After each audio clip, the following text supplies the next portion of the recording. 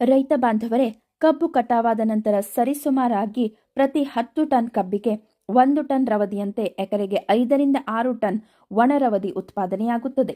ಈ ಅಗಾಧವಾದ ರವದಿಯನ್ನು ನಿರ್ವಹಣೆ ಮಾಡಲು ಸಾಧ್ಯವಾಗದೆ ಹೆಚ್ಚಿನ ಸಂಖ್ಯೆಯ ರೈತರು ಬೆಂಕಿ ಸುಟ್ಟು ಹಾಕುತ್ತಾರೆ. ಈ ರೀತಿ ಬೆಂಕಿ ಹಾಕುವುದರಿಂದ ಕಡಿಮೆ ಸಮಯದಲ್ಲಿ ಜಮೀನಿನ ಸ್ವಚ್ಛತೆ, ಕಳೆ ನಿಯಂತ್ರಣ, ಉತ್ತಮ ಮೊಳಕೆ ಬರುತ್ತದೆ ಎಂಬುದು ನಂಬಿಕೆ.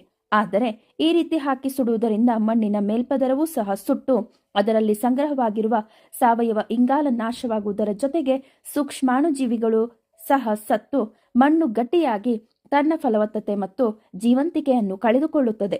ಅಲ್ಲದೆ ರವದಿ ಸುಡುವುದರಿಂದ ಬರುವ ಹೊಗೆಯು ಗಾಳಿಯನ್ನು ಕಲುಷಿತಗೊಳಿಸಿ ನೆರೆಹೊರೆಯ ಬೆಳೆಗಳು ಮತ್ತು ಮಾನವನ ಆರೋಗ್ಯದ ಮೇಲೆ ದುಷ್ಪರಿಣಾಮ ಬೀಳುತ್ತವೆ.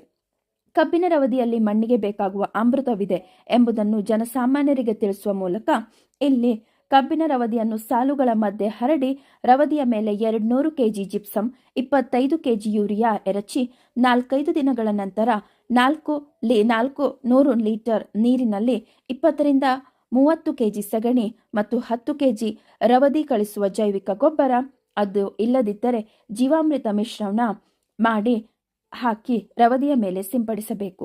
ನಂತರ ಜಮೀನಿನಲ್ಲಿ ಸ್ಪ್ರಿಂಕ್ಲರ್ ನೀರಾವರಿ ಅಳವಡಿಸುವ ಮೂಲಕ ತೇವಾಂಶ ಕಾಪಾಡುವುದರಿಂದ ರವದಿಯು ಅತಿ ಬೇಗನೆ ಕಳಿತು ಸಾವಯವ ಗೊಬ್ಬರವಾಗಿ ಮಣ್ಣಿಗೆ ಸೇರಿ ಮಣ್ಣಿನಲ್ಲಿ ಸಾವಯವ ಇಂಗಾಲವನ್ನು ಹೆಚ್ಚಿಸಿ ಎರೆಹುಳು ಮತ್ತು ಇತರ ಸೂಕ್ಷ್ಮಾಣುಜೀವಿಗಳ ಸಂಖ್ಯೆಯನ್ನು ಹೆಚ್ಚಿಸಿ ಮಣ್ಣಿನ ಆರೋಗ್ಯ ಕಾಪಾಡುತ್ತದೆ.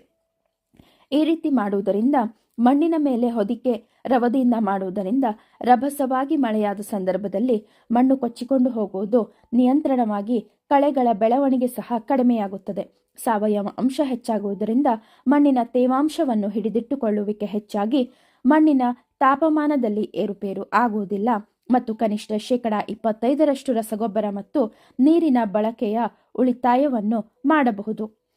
ಕಬ್ಬು ಅತಿ ಹೆಚ್ಚು ಸೂರ್ಯನ ಬೆಳಕನ್ನು ಬಯಸುವ ಬೆಳೆಯಾಗಿದ್ದು ಬೆಳೆಯ ಬೆಳವಣಿಗೆ ಹಂತದಲ್ಲಿ ಒಣ ರವದಿಯನ್ನು ಕಾಂಡಗಳಿಂದ ಸುಲಿದ ಸಾಲುಗಳಲ್ಲಿ ಹಾಕುವುದರಿಂದ ಕಬ್ಬಿಗೆ ನೇರವಾಗಿ ಗಾಳಿ ಬೆಳಕು ದೊರೆತು ರೋಗ ಮತ್ತು ಕೀಟಗಳ ಸಂಖ್ಯೆ ಕಡಿಮೆಯಾಗಿ ತೂಕ ಹೆಚ್ಚಾಗುವುದರ ಜೊತೆಗೆ ಅಧಿಕ ಸಕ್ಕರೆ ಇಳುವರಿಯನ್ನು ಪಡೆಯಬಹುದು.